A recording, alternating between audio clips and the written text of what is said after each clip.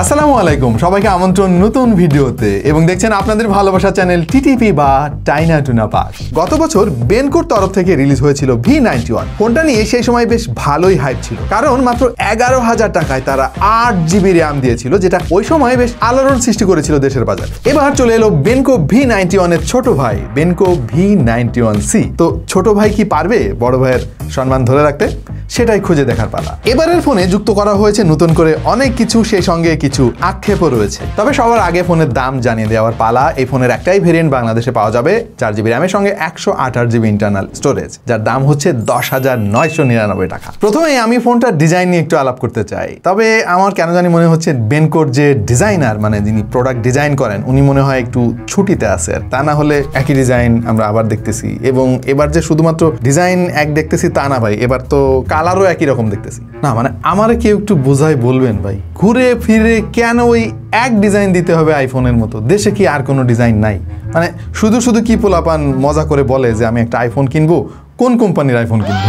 এই যে তিনটা লেন্স তারা দিছে আইফোনের মতো দেখাতে গিয়ে, একটা অপ্রয়োজনীয় লেন্সও তাদের দেওয়া লাগছে। আমরা এই ফোনের ডিজাইন নিজেরাই করছি ভাই। এই যে হচ্ছে তাদের ফোনের অ্যাকচুয়াল ডিজাইন, এবং আমরা এটাকে রিডিজাইন করে দেখেন দুইটা লেন্স দিয়ে কি সুন্দর একটা ডিজাইন করে ফেলছি। এটাকে দেখতে অনেক খারাপ লাগতেছে। আমাদের দর্শকদের কাছেও একটা প্রশ্ন করতে চাই আমি, এই যে কোম্পানিগুলো এন্ট্রি লেভেলের ফোনের ডিজাইন আইফোনের মতো করে যে করতেছে, এটা কি আপনারা চান কি না? জিনিসটা একটু আমাদেরকে লিখে জানিয়ে দিন কমেন্ট সেকশনে। বাই দ্য ওয়ে, আইফোনের মতো দেখতে এই একটা জিনিস যদি আপনি ইগনোর করতে পারেন, তাহলে কিন্তু এটা আপনার কাছে বেশ ভালোই লাগবে। বিশেষ করে এই যে ন্যাচারাল টাইটানিয়াম কালারের মতো একটা কালার তারা দিয়েছে, এটা কিন্তু আমার কাছে জোস লাগলো। একটা স্পেশাল প্যাটার্নও খেয়াল করবেন এখানে, বিশেষ করে আলোর বিপরীতে যখন আপনি ধরবেন না, দেখবেন এক ধরনের ম্যাগনিফাইং ইফেক্ট তৈরি হবে, খুবই চমৎকার লাগে দেখতে। পাশাপাশি এই ফোনের যে বিল্ড কোয়ালিটি, ভাই রে ভাই, আজকাল অধিকাংশ ফোনই কিন্তু, বিশেষ করে এন্ট্রি লেভেলের ফোন ম্যানুফ্যাকচারাররা দেখতেছি যে বিল্ড কোয়ালিটিতে সেই করতেছে, মানে কোনো রকমের যদি হাত থেকে পড়ে টড়ে আর কি টুকটাক, তাহলে ফোন ভেঙে যাওয়ার কোনো রকম সম্ভাবনা নাই। এবং সামনের দিকে এসেও কিন্তু খুব একটা হতাশ আমি হই নাই, কারণ তারা ডিউড্রপ নচ দেয় নাই ভাই, পাঞ্চ হোল কাট আউট দিয়েছে ক্যামেরার জন্য। অবশ্য বেজেলের আধিক্য এখানে আছে, বিশেষ করে নিচের দিকের বেজেলটা একটু বেশি মোটা মনে হলো আমার কাছে, বাট বাজেট বিবেচনায় এই জিনিসটাকে ইগনোর করা যেতেই পারে। ডিসপ্লেতে তেমন নতুন কিছু আমরা দেখি নাই। 6.56 ইঞ্চের একটা আইপিএস প্যানেল পেয়ে যাবে 90 হার্জের, যেটা HD+ রেজলিউশনের। ইনডোর কন্ডিশনে তেমন কমপ্লেন করতে পারছি না, বাট আউটডোর গেলেই দেখবেন যে অনেক স্ট্রাগল করে ফুল ব্রাইটনেসও। ইভেন ডিরেক্ট সানলাইটে আপনি যদি ভুলে একবার ব্রাইটনেস একেবারে কমিয়ে ফেলেন, আপনি তখন আর বাড়াইতে পারবেন না, কারণ আপনি ডিসপ্লে খুঁজেই পাবেন না তখন। এনিওয়ে, এটার টাচ রেসপন্সিভনেস বেশ ভালোই পেয়েছি, এবং ইনডোর কন্ডিশনে এটার কালার রিপ্রোডাকশন যথেষ্ট ভালো ছিল। সব মিলিয়ে দাম বিবেচনায় বেশ ডিসেন্ট কোয়ালিটির একটা ডিসপ্লে তারা এখানে ব্যবহার করেছে। কিন্তু আমি হতাশ হয়েছি এটার চিপসেট দেখে। এখানে তারা ব্যবহার করেছে T606, একই চিপসেট, যেটা বেনকোর অনেক ফোনে আমরা দেখেছি।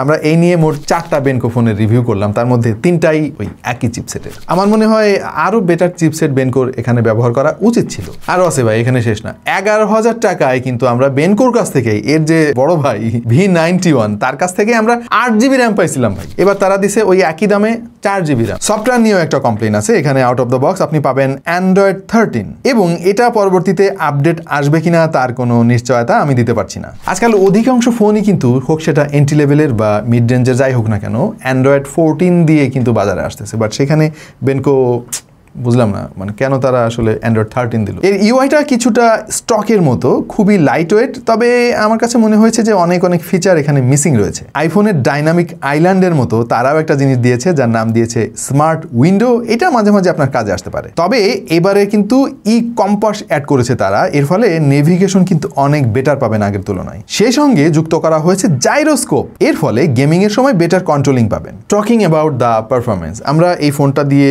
বেসিক যে সমস্ত কাজবাজ করে মানুষ সাধারণত ফোন কিনে, সে সমস্ত কাজ করেছি, এবং খুব একটা সমস্যা যে হয়েছে সেটা জোর দিয়ে বলা যাবে না। বাট সবসময় র্যামের স্বল্পতা জিনিসটা আমরা আসলে খেয়াল করেছি। ব্যাকগ্রাউন্ডে 5 থেকে 6টা অ্যাপ আপনি অ্যাক্টিভ রাখেন, দেখবেন যে ভাই একটু স্ট্রাগল করতেছে মাল্টিটাস্কিং এর সময়, অ্যাপ সুইচিং এর সময় একটু বেশি টাইম লাগে। সেই সঙ্গে অ্যাপ ওপেনিং টাইমও দেখে আমি একটু হতাশ হয়েছি। আমরা AnTuTu টেস্ট করেছিলাম এবং স্কোর এসেছে 2,20,063। গিগবেঞ্চ টেস্টিং এ সিঙ্গেল করে স্কোর এসেছে 377 এবং মাল্টি করে 1,265।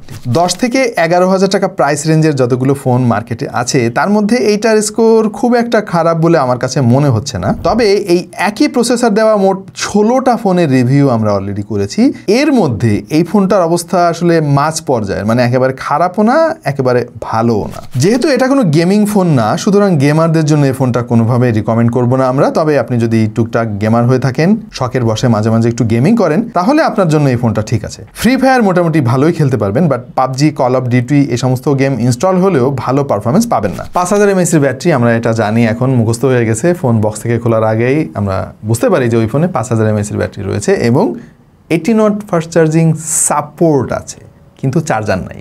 মানে বক্সের মধ্যে তারা একটা 10 ওয়াটের চার্জার দিয়ে দিচ্ছে। এখানেও ভাই অবিচার। মানে V91 এর বড় ভাই বক্সের মধ্যে কিন্তু 18 ওয়াটের একটা চার্জার দেওয়া ছিল, এবার তার দেয় নাই। আবার দামও রাখছে একই, এটা কোনো কথা ভাই? অবশ্য চার্জ বেশ ভালোই থাকে। ফুল চার্জে আপনি সারাদিন পার করে ফেলতে পারবেন। আপনি যদি হেভি ইউজার হন, দিনের শেষে গিয়ে আপনাকে হয়তো একবার চার্জ দিতে হতে পারে। এর ক্যামেরা সেটআপ একেবারে স্ট্রেট ফরওয়ার্ড, পেছনে 13 মেগাপিক্সেল, সামনে 8 মেগাপিক্সেল এবং পিকচার কোয়ালিটি ডিসেন্ট। আমি খুব একটা খারাপ বলবো না, কারণ এই ফোনের দাম মাত্র 11,000 টাকা। সেই হিসাবে এর পিকচার কোয়ালিটি আমাদের কাছে ভালো লেগেছে। যদিও ছবিগুলো একটু বেশি স্যাচুরেটেড করে ফেলে, দেখতে অবশ্য ভালোই লাগে, তবে ন্যাচারাল কালার হলে আমার একটু বেশি ভালো লাগতো। সেলফি ফটোগ্রাফিতে অধিকাংশ সময়েই ফেসটা স্মুথ করে ফেলে, শার্পনেসের একটু ঘাটতি খেয়াল করবেন এবং লো লাইটে এটা ক্যামেরার পারফরমেন্স খুব একটা সুবিধাজনক না। আর ভিডিওগ্রাফির কথা নাই বললাম ভাই, 30 FPS এ আপনি ফুল এইচডিতে শুট করতে পারবেন। স্টাবিলাইজেশনের অবস্থা খুব একটা সুবিধার না, যেটা এই বাজেটে একেবারেই নর্মাল। আগের মতো এবারও ফিঙ্গারপ্রিন্ট সেন্সরটা তারা পাওয়ার বাটনের সঙ্গে মার্জ করেছে এবং এটার কোয়ালিটি যথেষ্ট ভালো, কোনো কমপ্লেন নাই।